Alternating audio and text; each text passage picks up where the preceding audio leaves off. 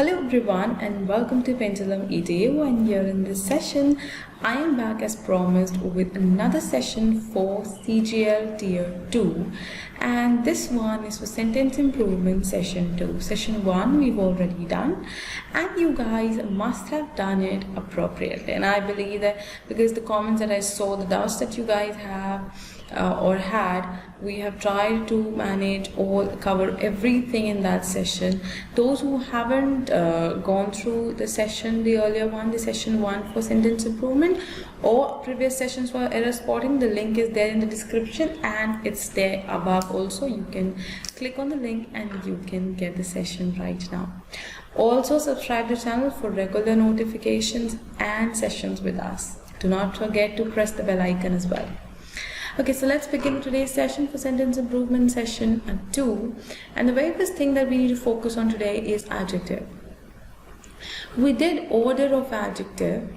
I told you order of adjective, based on which many errors have been asked to you.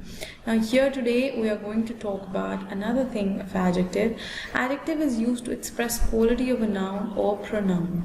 Right, so you know that the error asked are based on degree concept, that is use of appropriate degree or use of more than one adjective in a sentence. मैंने आपको order of adjective समझाया ही था.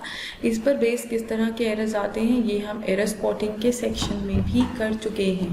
मैंने आपको दिखाया था कि भाई पहले साइज़ आएगा कि शेप, राइट, मटेरियल जो है वो सबसे लास्ट में आएगा, पर्पस जो है वो भी लास्ट में आएगा, तो एज पहले आना है कि शेप की, कलर, तो वो सब हमने डिस्कस किया था और मैंने आपको पूरा का पूरा पैटर्न समझाया था.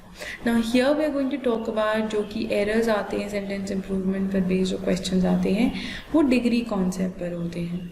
अप्रोप्रिएट डिग्री के यूसेज का हो सकता है या फिर एक से ज़्यादा एडजेक्टिव के यूज़ पर भी वो यूज़ जो इम्प्रूवमेंट है, जो एरर है वो हो सकती है. मैं एरर इसलिए कह रही हूँ क्योंकि एरर होती है सेंटेंस में, इसलिए हम उसको इम्प्रूव करने की कोशिश करते हैं.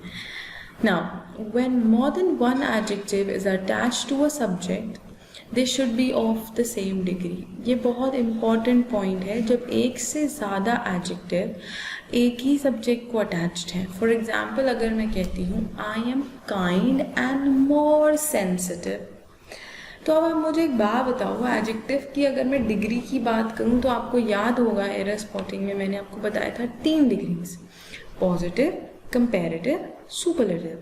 पॉजिटिव डिग्री जो थी वो क्या था कि आप किसी की क्वालिटी बताते हो, किसी पर्सन या थिंग की. तो मैं अपनी क्वालिटी बता रही हूँ. मैंने कहा आई am honest and more sensitive. तो जब मैं कह रही हूँ ऑनेस्ट एंड मोर सेंसिटिव, क्या मैं कंपैरिजन कर रही हूँ जो मैं कंपैरेटिव डिग्री यूज़ करूँ? जी बिल्कुल नहीं. तो मुझे कंपैरेटिव डिग्री यहाँ यूज़ करने की आवश्यकता नहीं है. So I will just say that I am honest and sensitive. तो कहने का मतलब ये है कि अगर आप एक व्यक्ति के साथ, एक सब्जेक्ट के साथ एक से अधिक एडजेक्टिव्स यूज़ करते हैं तो वो सेम डिग्री के होने चाहिए. अगर मैं सेंटेंस में कंपैरिजन कर रही होती, अगर मैं खुद को किसी और से कंपेयर करती, तो मैं ज़रूर कहती I am more honest and sensitive then her. More honest and more sensitive, तो दोनों ही एडजेक्टिव्स जो हैं कंपैरेटिव फॉर्म में होते हैं. ओके, सो कहने का मतलब है कि आपको जो डिग्री है वो सेम रखनी है. कंपैरेटिव फॉर्म कब यूज़ करते हैं? जब आप कंपैरिजन करते हैं, और सुपरलेटिव फॉर्म तब यूज़ करते हैं जब आप एक पर्सन को या उसकी क्वालिटी सबसे ऊपर बताते हैं कि ये सब में सबसे अच्छा है. देखिए, for example, I am good, I am better than you, I am the best of all. तो यहाँ आप सिर्फ अपने बारे में बात कर रहे हैं या एक ही व्यक्ति की, यहाँ आप किसी से उसका कंपैरिजन कर रहे हैं और यहाँ आप उसे सबसे ऊंचा बता रहे हैं या सबसे अलग बता रहे हैं, तो वो सुपरलेटिव फॉर्म है. ये हम पहले भी एरर स्पॉटिंग में कर चुके हैं. यहाँ मैंने आपको एक क्विक रिविजन दिया है और इस पर बेस्ड हम एरर्स देखेंगे जो एग्जाम में पूछे गए हैं सेंटेंस इम्प्रूवमेंट के तरीके से. देखिएगा, एग्जाम्पल्स देखते हैं पहले. The technician at my friends garage is sincere and the most hard working.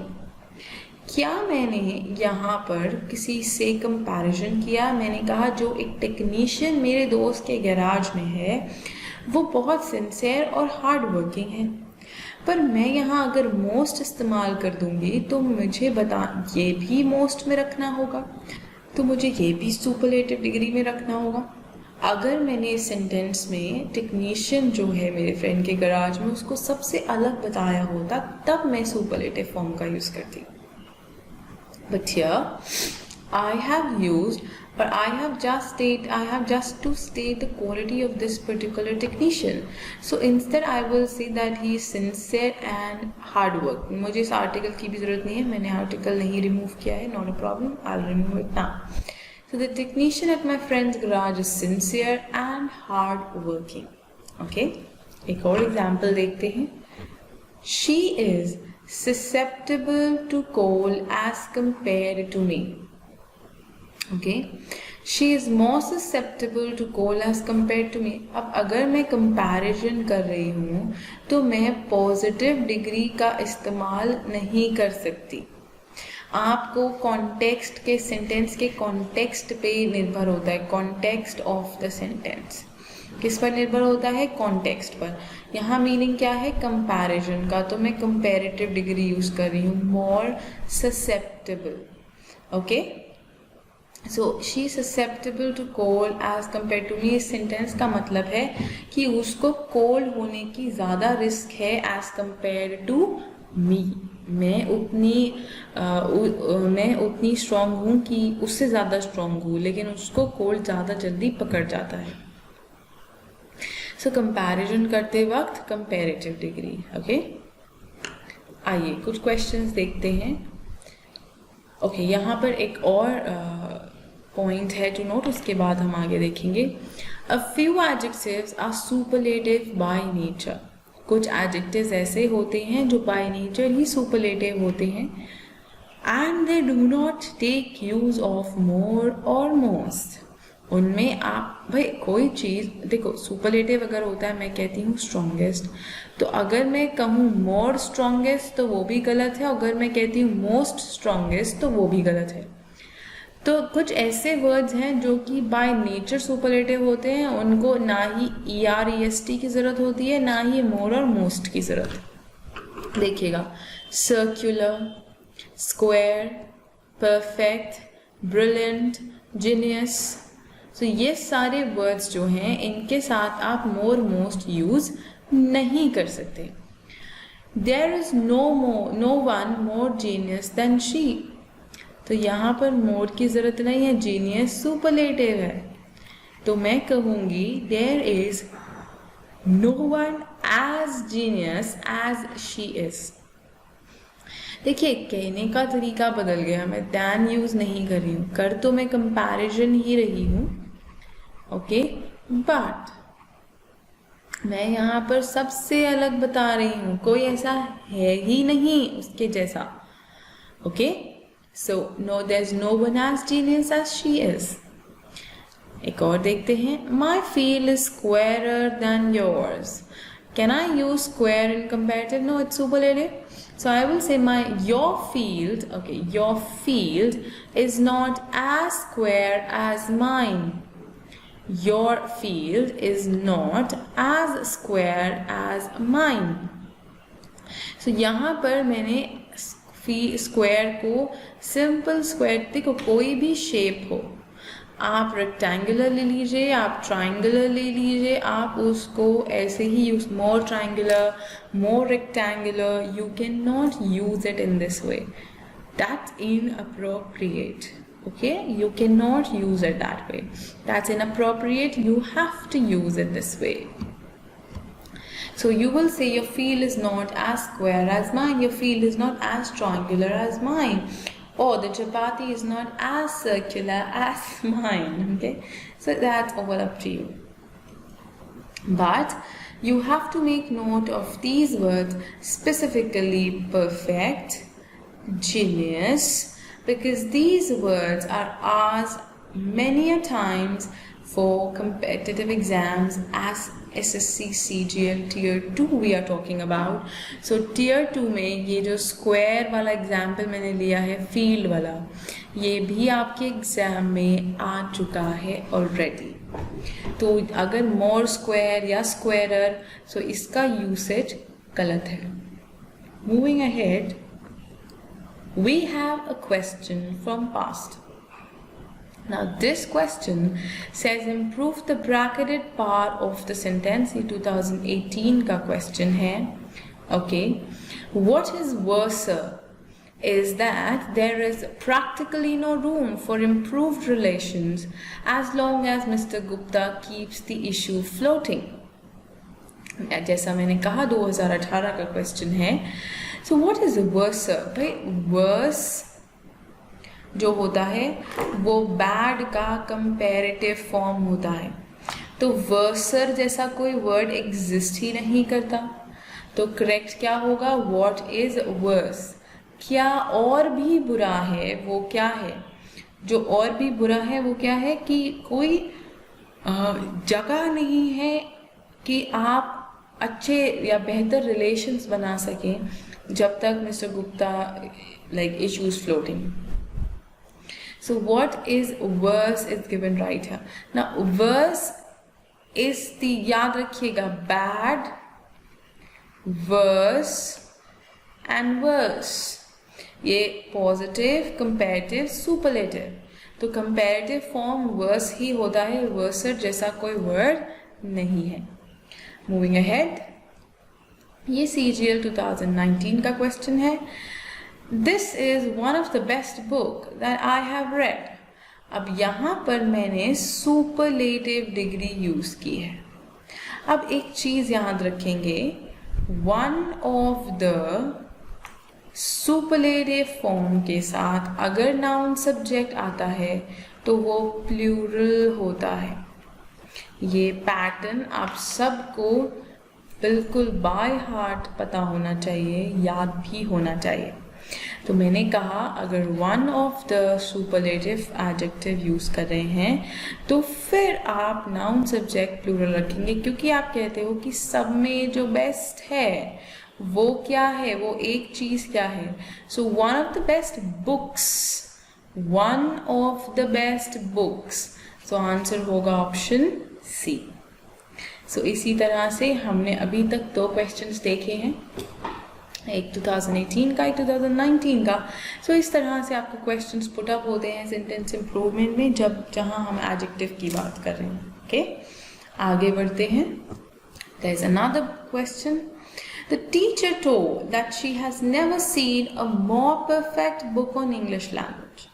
अब देखिए, परफेक्ट मैंने कहा था आपसे बाय नेचर सुपरलेटिव है, उसको मोर और मोस्ट की जरूरत नहीं है. अगर मोर और मोस्ट की जरूरत नहीं है तो हम यहाँ मोर यूज नहीं करेंगे और हम सिर्फ कहेंगे perfect book.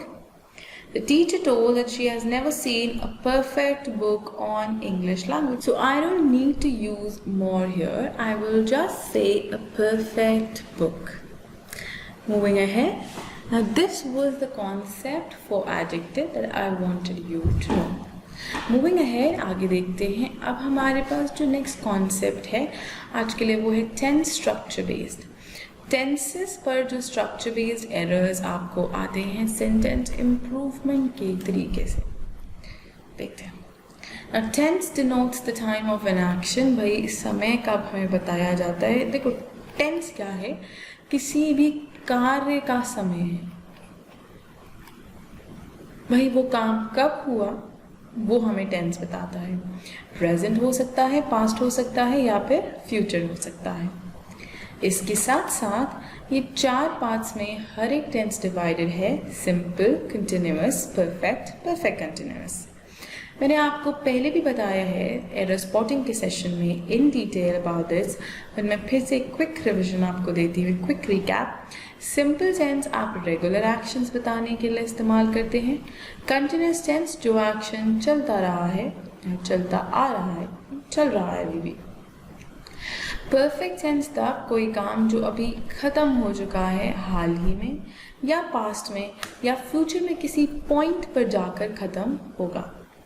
Perfect continuous tense ऐसा एक्शन बताने के लिए जो पास्ट में शुरू होता है, जो कंटिन्यूस रहता है और अभी आपको नहीं पता वो ख़त्म हुआ या नहीं हुआ है।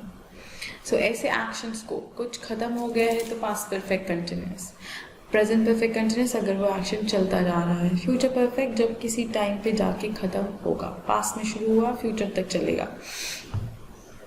So you use these tenses accordingly.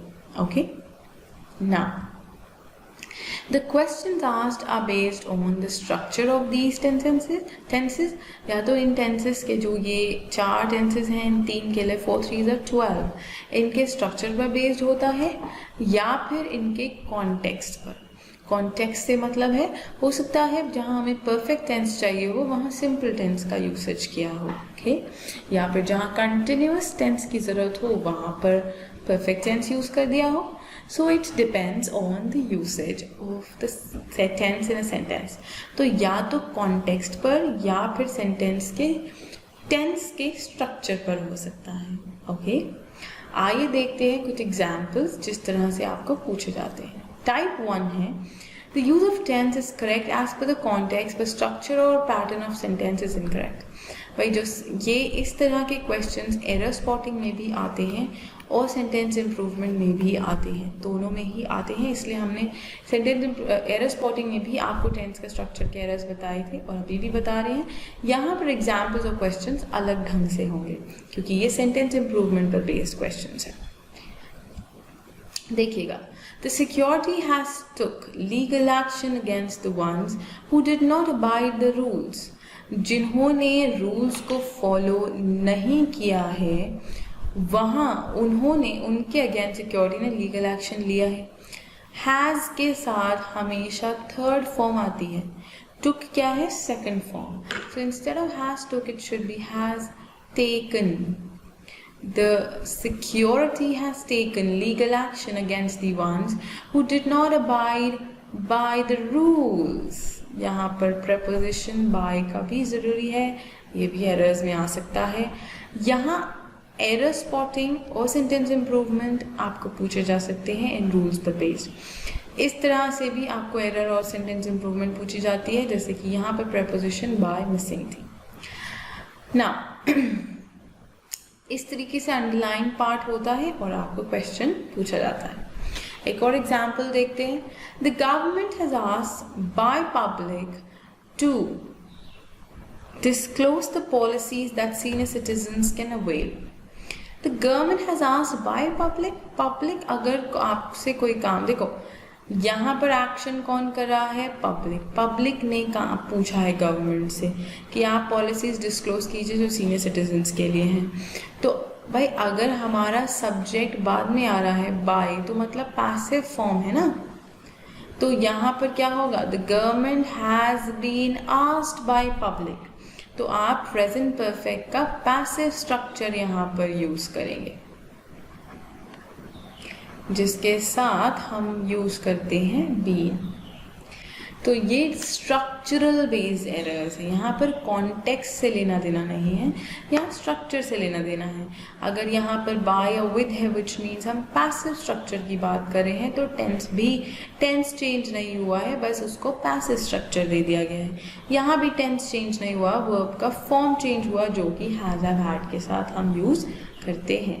Alright, so this is the way you can be asked questions for the first. This is the first type. Second type is use of tense is inappropriate as per the context। मतलब sentence के meaning या अर्थ के अनुसार tense का usage गलत हो सकता है। देखिएगा, Rajiv has been trained to deal with the immediate urgencies long back। बहुत पहले उनको ये ट्रेनिंग दी गई थी, हम पास्ट की बात कर रहे हैं, लेकिन हमने यहाँ यूज़ क्या किया है, प्रेजेंट का टेंस यूज़ किया है। अगर बहुत पहले ये काम हो चुका है तो वॉज ट्रेन्ड या फिर had been trained. Past tense आएगा या तो पास्ट सिंपल या फिर past perfect, past simple, it depends, right. So here if you see, हमने किससे जज किया है, जो टाइम क्लॉज या टाइम एक्सप्रेशन दिया है, we got to understand through it that we are talking about past and the tense used is of present. So according to the context हमें पास्ट टेंस ही यूज करना है, तो हम उसको चेंज कर देंगे. Another example, Akhil was preparing the presentation report since afternoon. Afternoon से वो presentation report बना रहा है. So is it correct? कोई काम अगर past में शुरू हुआ और चलता जा रहा है, चलता जा रहा है, चलता जा रहा है, आफ्टरनून में शुरू हुआ था, समझ लीजिए अभी रात हो गई है, और ये काम तब से शुरू होके अब तक चल रहा है, तो क्या आप इस चीज को पास्ट कंटिन्यूस में बताएंगे? जी नहीं, पास्ट कंटिन्यूस तो वो काम है जो पास्ट में कंटिन्यूस था, अब उससे कोई लेना देना नहीं. पर कोई काम जो कि चलता आ रहा था पास्ट से अब तक, ओके, उसके लिए हम यूज करते हैं पास्ट परफेक्ट कंटिन्यूस. देखो, टाइम क्लॉज अगर दिया गया है तो परफेक्ट कंटिन्यूस टेंस यूज किया जाएगा. Akhil had been preparing the presentation report since afternoon. Akhil had been preparing instead of was preparing. So यहाँ पर भी past continuous से हम गए past perfect continuous में. Alright? Yes. Now, important point to note is when the context changes, you have to comprehend the text appropriately. आपको बहुत अच्छे ढंग से सेंटेंस को पढ़ के अंडरस्टैंड करने की ज़रूरत होती है. Only then can you identify the correct or appropriate tense to be used there. आप हिंट्स ले सकते हैं टाइम रेफरेंस से, आप हिंट ले सकते हैं सेंटेंस के मीनिंग से कि वहाँ क्या कहा जा रहा है, उस अकॉर्डिंग आप टेंस का यूज़. देखो, पास्ट रेफरेंस तो हम पास्ट परफेक्ट टेंस में भी ले सकते हैं. परफेक्ट कंटिन्यूस ही होना था, वो तो इसलिए क्योंकि तब से काम चलता आ रहा है. Okay, so you have to be aware of the meaning of the action और the sentence. Let's go ahead towards some practice question. ये CGL 2018 का question है. While you stay here, you do not need a blueprint of planning. You do not need to think of searching the future. You do not need a blueprint. While you stay here, you do not need a blueprint of planning. You do not need to think of searching the future. यहाँ पर देखिए, present and present कहने का मतलब है कि sentence में tense का यूसेज एकदम करेक्ट है, because the entire sentence is in present. कह रहे हैं कि अगर तुम यहाँ रहते हो, आपको ब्लूप्रिंट की जरूरत नहीं है प्लानिंग की, आपको फ्यूचर के बारे में सोचने की जरूरत नहीं है. So which means this sentence needs no improvement.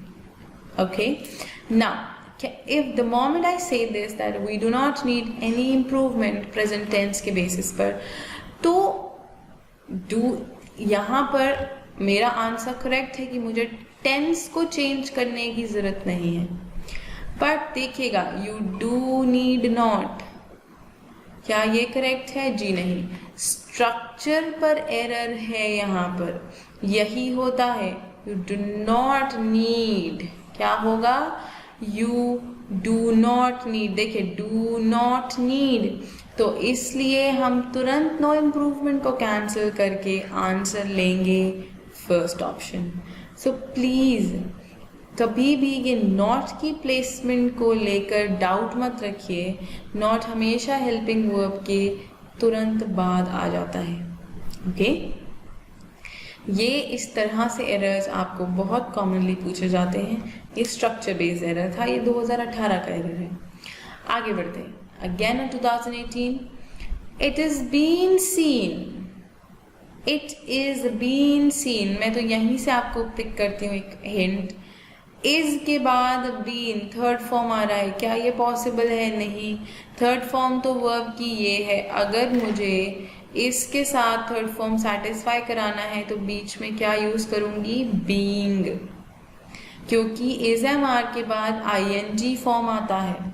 So it is being seen, that is the correct answer. It is being seen as a prestige battle for the PM and a litmus test for the president of the opposition party. तो जब मैं पढ़ रही थी मुझे उतने ही context या उतने ही फ्रेज में मुझे स्ट्रक्चरल एरर दिखी.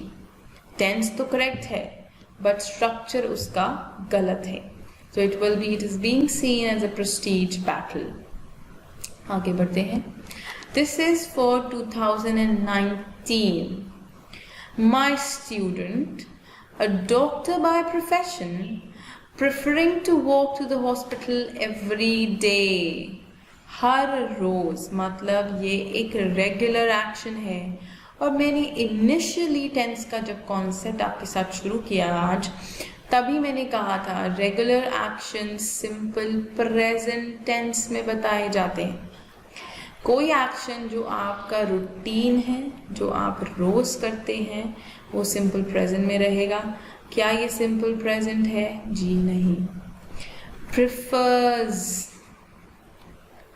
क्यों प्रिफर्स? बिकॉज सब्जेक्ट सिंगुलर है. एक सिंगुलर सब्जेक्ट के लिए सिंगुलर वर्ब प्रिफर्स. प्रिफर जो है वो प्लूरल वर्ब होता है, that is used for plural subjects. So it will just be prefers. So it will be prefers to walk, option D. Alright. Again यहाँ पर context से हमने pick किया है error, हमें tense change करनी पड़ी है यहाँ पर. Let's go ahead. We have one more question. She is a very good sprinter. I can't run as fast as she does. I can't run as fast as she does. Can you see? Okay, यहाँ पर underlined part is incorrect. As she does. This is the underlined part. Okay, I have underlined this, not a problem. But this is the as she does. Is a very good sprinter. Can't. So सब कुछ present में है. As fast as she does. ये भी present में है. No improvement is really needed. Sentence is appropriate. Moving ahead.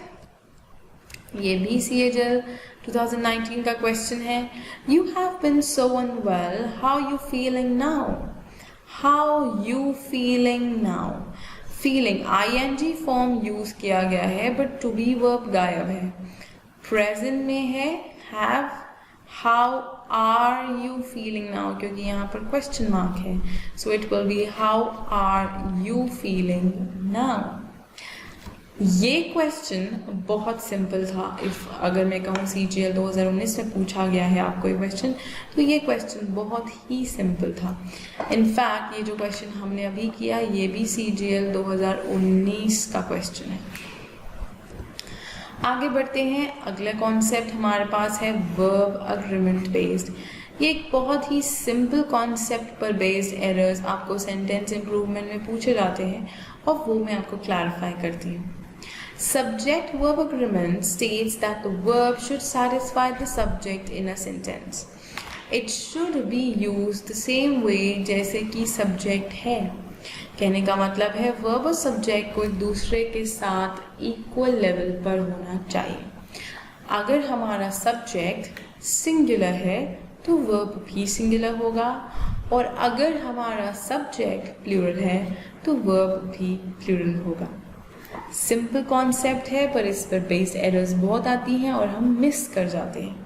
देखिएगा, एक एग्जाम्पल देखते हैं. The datum used to arrive at the conclusion are not sufficient. क्या चीज़ सफिशिएंट नहीं है? जो डेटम हम यूज कर रहे हैं कंक्लूजन बनाने के लिए या कंक्लूजन पर आने के लिए. Datum is the singular form for data. ये बहुत ही रेयर यूसेज है अब, बट कंपेटिटिव एग्जाम्स में मेमोरेंडा, मेमोरेंडम इस तरह से पूछा जाता है. सो डेटम जो है वो सिंगुलर है. So instead of are it should be is not sufficient. Singular subject के लिए सिंगुलर वर्ब. अगर आपको नहीं पता था this is singular in form, you will never be able to locate the correct answer. So you have to be aware of the usage. So start reading. एक और example, the teacher and trainer deliver session every morning on an online platform like me. I deliver an online session to you people and you people take keen interest in it. Thank you so much for that. The teacher and trainer, अभी यहाँ पर एक article देखो, verb agreement में कहा जाता है अगर एक ही पर्सन दो रोल्स प्ले कर रहा है, टीचर भी है वो ट्रेनर भी है, तो एक ही आर्टिकल काफ़ी है। तो यहाँ पर पर्सन एक ही है जो भी टीचर भी है और जो ट्रेनर भी है। ओके, तो जो वर्ब है वो भी तो सिंगुलर होना चाहिए, राइट। सो डिलीवर तो प्लूरल वर्ब हुआ, सिंगुलर वर्ब क्या होता है, delivers. So the teacher and trainer delivers a session every morning on an online platform. So it will be delivers a session. Alright? Instead of deliver, it will be delivers session. अगर यहीं पर होता the teacher and the trainer, तो यहाँ पर हम दो अलग लोगों की बात करते और हम यूज करते deliver. That's the plural verb. So the teacher and the trainer deliver a session every morning on an online platform, or the teacher and trainer deliver a session every morning on an online platform. This is the correct answer. So यहाँ पर ये concept please article का याद रखिए, दो article हैं तो plural subject, एक ही आर्टिकल है तो वो एक ही पर्सन है जो दो रोल्स प्ले कर रहा होगा। आइए देखते हैं कुछ एग्जाम्पल्स या क्वेश्चंस जो कि पिछले साल पूछे गए हैं या प्रीवियस ईयर क्वेश्चंस। ये CGL 2018 का क्वेश्चन है, the centre's bid to dispel the pall of gloom over the economy. Now centre's bid, bid किस लिए है, इस ये पर्पस बताया गया है बिड का, पर ये हमारा सब्जेक्ट तो नहीं है, ये पर्पस है। सब्जेक्ट क्या है, बिड, सेंटर की जो बिड है वो सिंगुलर फॉर्म में है। Okay, have been held, have plural है तो ये गलत है बिकॉज हमारा सब्जेक्ट तो सिंगुलर है, तो यहाँ पर हैज का यूज होना चाहिए, has been held in recent weeks by a rating. जब आप सेंटेंस को पढ़ना शुरू करते हैं at that moment only you should start working on, or you should start noticing the difference or noticing the key points in a sentence. Okay, so the correct answer here is has been held in recent weeks by a rating. Let's move ahead. We have another question from CGL 2018. The community have laid stress on the point that for them dignity, respect and access to healthcare are non-negotiable basic rights. The community has laid stress, community singular hai, so the community has laid stress, that is option 3. Okay, this is a simple question, very basic level question, I would say level 1. So instead of have, it should be has. Moving ahead. This is a CGL 2019 based question. I couldn't visit my aunt as there were the traffic jam due to an accident. There were the traffic jam? Were the traffic jam? Traffic jam is singular. Why am I using were? It will be was the traffic jam. So there was a traffic jam, because not the. Why am I specifying the traffic jam? I can say that, but it's not needed. So instead I will say there was a traffic jam due to an accident. The correct answer will be option B for us. We have another question. Yes, we do have. These houses, which were built 20 years ago, are now in need of repairs. These houses, which were built 20 years ago. Houses plural, were plural. Third form, because this is in passive structure, they were built by someone. So this needs no improvement, the sentence is contextually and structurally appropriate. So we don't need any improvement right here. It's appropriate, the term or the way the sentence is as of now. So you need no changes to make. Moving ahead, we don't have any further questions. This is the last set and last concept for today. I hope and believe that you have imbibed the concepts that we have done for today, and do sit for practice. And any doubts, you can write to us in the comment section below. Start working on this part and the concepts for sentence improvement. We will be back with another session soon on the same. Till then, keep learning and growing. Thank you so much.